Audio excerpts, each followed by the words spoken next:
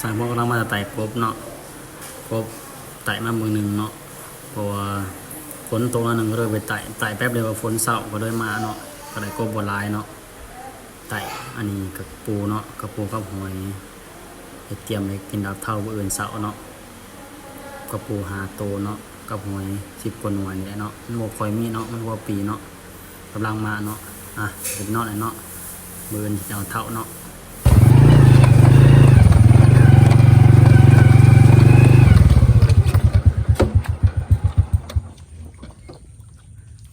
กระหอได้เด้อเนาะมองทางพวกจะมาเท่าเนาะ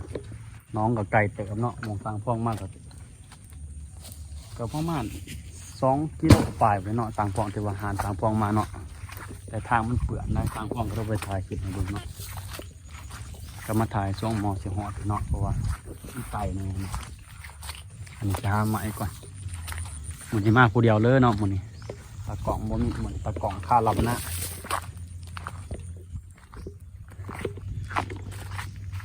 ฝั่งตรงมาเมื่อวานเห็นหลายอยู่เนาะแต่ว่าเหมือนฝนมันตกเมื่อคืนฝนตกบดคืนเนาะแต่ว่าเหมือนจะมีแต่ว่ามือคืนมือวานมาเบิ่งมาได้มือวานเนาะมีอยู่แต่ว่ามามือนี้จะหนักมันจะร้ายหรือบ่เนาะเอาใหม่ตุ้ยเท่าก่อนเลยเนาะโอ้กระร้ายเลยนะเท่าเนาะกระร้ายเติบเนาะแต่หนามมันร้ายมา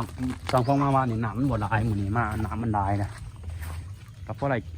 กระร้ายเติบแล้วเนาะเท่าเนาะเพราะได้กินอยู่ร้อนเอาไม้ดีมันทำนี่มั้ยไหนได้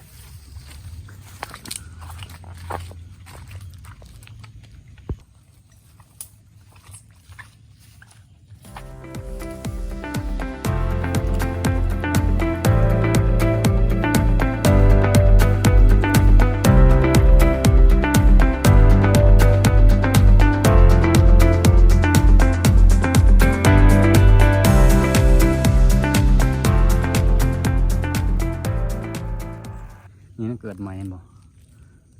งามเขียวๆเลยสร้างพ่วงกับสาตะบองมองมันเกิดใหม่เพราะว่ามันจังงามแน่มันเกิดมันตัวเก่ามันจะแก่ๆหลายอันนี้สองพ่วงเอามันเกิดใหม่เดี๋ยวมันเกิดใหม่หลายโว้นี่เท่าหัวปีสีควายบนนั้นโลกน้องตัวนี้เนาะมันก็สิลายอยู่มันเกิดขั้นมันละลาไปมันสิเวลาตัวน้องสีน้องมันจะมีลายนี่มันต้องเกิดนี่เพราะอย่างหัวปีมันจะเกิดน้ำปอกใบเปียดใบใหม่ที่น้องติดน้ำใบใหม่ที่น่ะมาเอาเท่ากับต้องมาตอนเสาร์เลยเนาะสำหรับคนที่ว่าอยากกินเท่าเนาะขั้นมาตอนแรกนี่มันถือแหลดมันสิฟูขึ้นเทิงเนาะแล้วมันก็สิกระจายโตไปนะมันก็จะเอาหญ้าใบใหม่กระลายขั้นฝนบนโต๊ะนี่ใบใหม่โบราณบนนี้เนาะอันนี้ฝนตกเมื่อคืนก็ด้วยใบใหม่กระลายเนาะสร้างพวกลายเติบไปเนาะค่อยเพาะเลยเนาะโปรลายนะเพราะว่าอยากกินข้าวก็มาอะไรเด้อเนาะเพราะว่าลายเนาะ ต้องมาตอนเสาร์เนาะมันจะสบายสร้างพวกมาเอากับประมาณ7-8 โมงเนาะสร้างพวกมาเลยเนาะมันเกินฝนตกเนี่ยมันกับใบใหม่ลายเนี่ยเนาะปกติสร้างพวกมาเสาร์อย่างนี้มันถือเท่าเกอะไรเนาะมันเท่ามันเกิดเทิงแน่นะสร้างพวกก็เลยรอเอาแถวมันจังอ่อนแน่งามเนาะเท่าใหม่ๆเนาะเท่าใหม่เนาะกระสิกราบเลยเนาะโปรลายเติบเลยเนาะ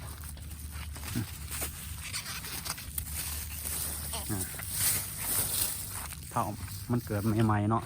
หลอบก่อนสร้างพวกมาเอาแล้วหลอบก่อนมันแก่ร้ายเอากินมันบดแสบเนาะอันนี้มันยังอ่อนอยู่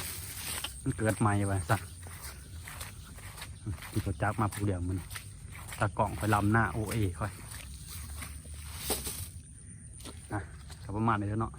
ไปเบิ่งวิธีของสร้างพวกเนาะว่ามียังแหน่เครื่องเนาะขั้นตอนเนาะขั้นตอนเห็ดนำเนื้อมันเนาะสร้างพวกขางหม้อไว้เนาะเริ่มเดือดแล้วเนาะใส่ใบตะไคร้เนาะกับมัน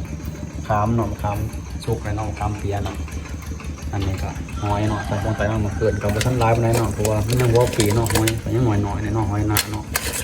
อันกระปูอะไรมันเกิน4-5 ตัวดูปีเนี่ยเนาะ เหลือ3ตัวนะเนาะกบ3โครงใส่มันขึ้นกับกบท่านร้ายเนาะยังหัวปีกับร้ายอยู่หรอกกบแต่ว่ามันยังหัวปีเนาะตัวมันหน่อย3โครงเหลือตัวใหญ่เนาะสำหรับกินเนาะเพราะว่าขั้นที่เราอันตัวน้อยมากก็เอามาพิมพ์ไปซื้อเนาะเอาซ้ำกินเนาะสำหรับก็เลยใส่มาโบราณบนไหนเนาะเอาใส่บ่เห็นน้ำเนื้อมันเนาะ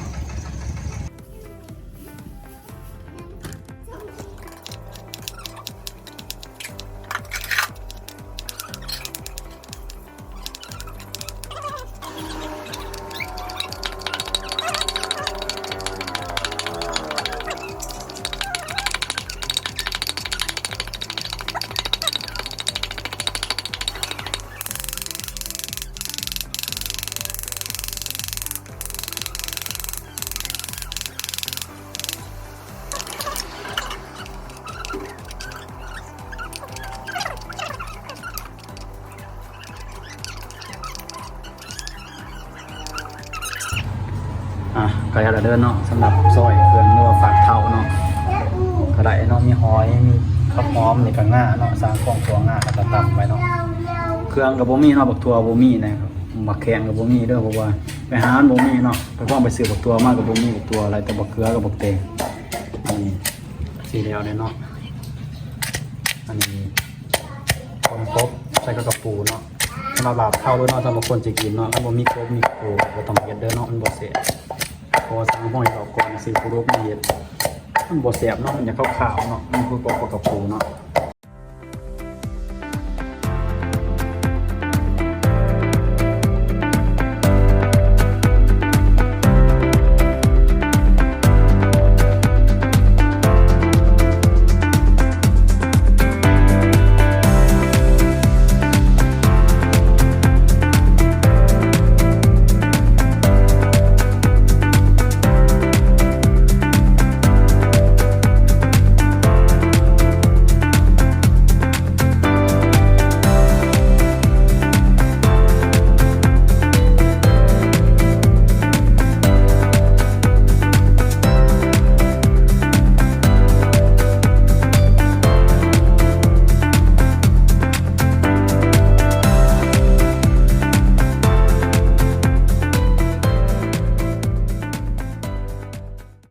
แล้วเนาะสำหรับหลับเท่าของสามพวงเนาะ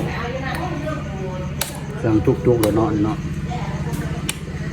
ใส่ง่าเรียบร้อยฟิล์มก่อนมา